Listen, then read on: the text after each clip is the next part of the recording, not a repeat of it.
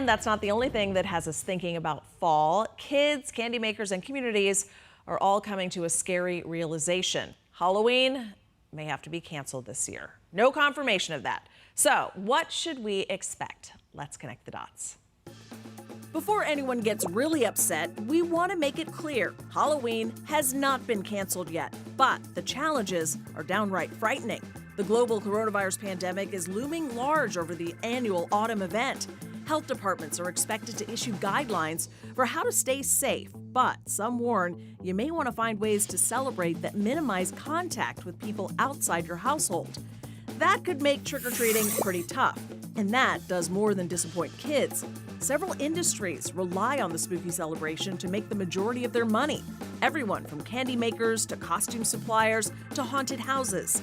Last year, Americans were estimated to spend close to $9 billion on Halloween. This year is really anyone's guess.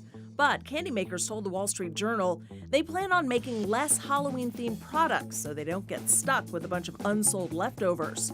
Before the pandemic, many were anticipating a huge holiday. That's because Halloween not only falls on a Saturday this year, there will also be a full moon, perfect for scaring up extra treats. And that's connecting the dots.